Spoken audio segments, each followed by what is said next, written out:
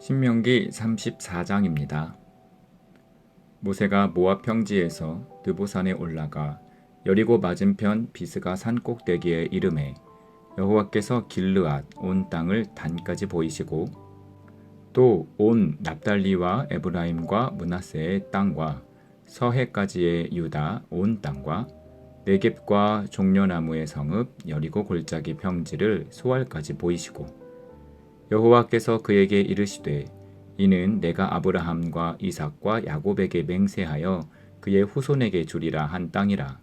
내가 내 눈으로 보게 하였거니와 너는 그리로 건너가지 못하리라 하시매 이에 여호와의 종 모세가 여호와의 말씀대로 모압 땅에서 죽어 벳부월 맞은편 모압 땅에 있는 골짜기에 장사되었고 오늘까지 그의 묻힌 곳을 아는 자가 없느니라. 모세가 죽을 때 나이 120세였으나 그의 눈이 흐리지 아니하였고 기력이 쇠하지 아니하였더라. 이스라엘 자손이 모압 평지에서 모세를 위하여 애곡하는 기간이 끝나도록 모세를 위하여 30일을 애곡하니라. 모세가 눈의 아들 여호수아에게 안수하였으므로 그에게 지혜의 영이 충만하니 이스라엘 자손이 여호와께서 모세에게 명령하신 대로 여호수아의 말을 순종하였더라. 그 후에는 이스라엘에 모세와 같은 선지자가 일어나지 못하였나니 모세는 여호와께서 대면하여 아시던 자요 여호와께서 그를 애굽 땅에 보내사 바로와 그의 모든 신하와 그의 온 땅의 모든 이적과 기사와 모든 큰 권능과 위엄을 행하게 하심에 온 이스라엘의 목전에서 그것을 행한 자이더라. 아멘.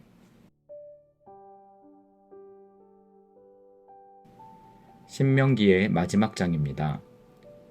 창세기에서 신명기에 이르기까지의 5권의 성경을 모세오경이라고 이야기하는데 신명기 34장은 그 긴 이야기의 마지막 장에 해당합니다.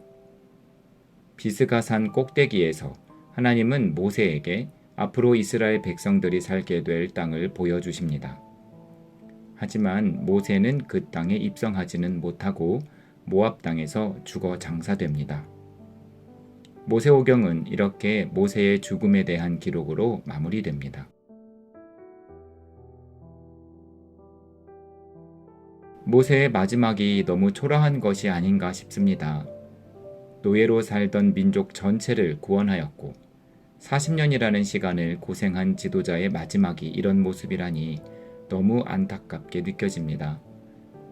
이스라엘 백성들의 대표가 되는 일, 그들을 이끌고 광야를 횡단해 가나안으로 가는 일은 원해서 한 일이 아닙니다.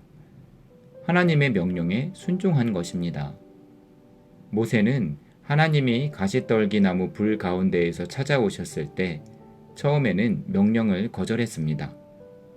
자신에게 어울리는 일이 아니라고 생각했습니다. 그런 자를 설득해 민족을 이끌도록 해놓고선 가나안에 들어가지도 못하게 해서 애굽도 가나안도 아닌 모압 땅에 묻히도록 하시다니 너무한 거 아닌가 싶습니다. 후손들은 모세가 어디에 장사됐는지 정확한 위치도 알지 못합니다. 모세의 인생은 참 험난했습니다. 태어나면서부터 생명의 위협을 당했습니다. 애굽의 바로 왕은 노예인 히브리 민족이 번성해가는 것에 위기감을 느끼고 남자아이들을 살해하였습니다. 그런 가운데 남자아이를 출산한 모세의 어머니는 바로 왕으로부터 아들을 지켜냅니다. 목숨은 건졌지만 애굽 공주의 양자가 된 모세는 히브리인도 아니고 애굽인도 아닌 혼란스러운 유년기와 청년기를 보내게 됩니다.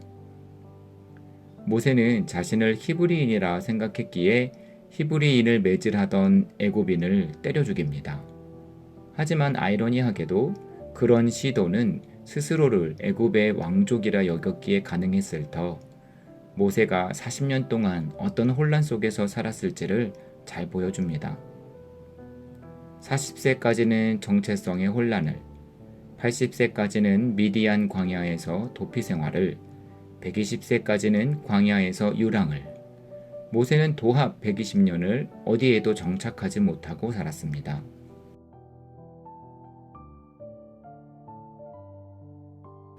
그렇다고 모세의 삶이 불행했을까요?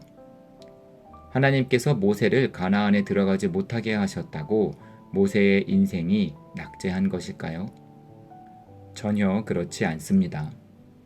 모세는 바로왕의 광기 가운데에서도 목숨을 건졌고 살인을 행했음에도 바로의 추격을 피할 수 있었습니다. 하나님의 음성을 귀로 듣고 산 꼭대기로 혹은 성막으로 임재하신 하나님을 대면하여 만났습니다.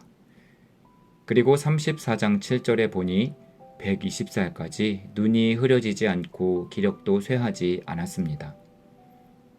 하나님은 모세의 생애 순간순간마다 보호하셨고 필요를 채우셨습니다.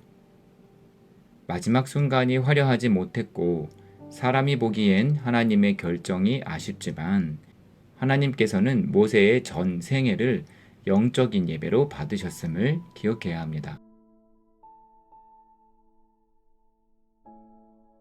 성경은 10절에서 분명하게 말하길 그 후에는 이스라엘에 모세와 같은 선지자가 일어나지 못하였다고 하였습니다. 모세는 다윗 왕과 더불어 이스라엘에 오실 메시아의 모형으로 여겨졌습니다. 사람들은 메시아라면 적어도 선지자로서는 모세, 왕으로서는 다윗의 모습을 해야 한다고 기대한 것입니다. 그 정도로 모세는 모든 이스라엘 사람들로부터 존경을 받는 인물입니다. 하나님께서도 모세를 역사상 가장 훌륭했던 선지자로 인정하고 계십니다.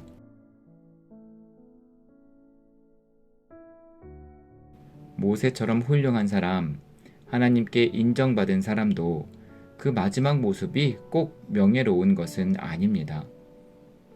하나님께는 그건 그리 중요하지 않습니다. 사람이 그 마지막 순간을 위해 사는 것이 아니고 마지막 모습이 전 생애의 가치를 증명해 주는 것도 아닙니다. 하나님께서 중요하게 보시는 것은 삶의 순간순간 그가 어떤 태도로 임했느냐입니다. 모세를 보십시오. 40세의 모세는 혈기가 왕성하여 순간적인 감정으로 살인을 저지르기는 했지만 비인간적인 대우를 받는 동족을 보고 가만히 있을 수 없어서였습니다. 또한 하나님으로부터 민족의 지도자로 세움을 받았지만 사람들에게 대접받으려 하지 않고 오히려 백성들을 위해 중보하며 살았습니다. 백성들의 우상 숭배의 현장을 목격하고 화를 주체하지 못하는 모습에서는 하나님을 얼마나 사랑하는지를 느낄 수 있습니다. 이런 세세한 모습들이 그의 가치를 드러내는 것이지 마지막 순간의 단편적인 모습은 큰 의미가 없습니다.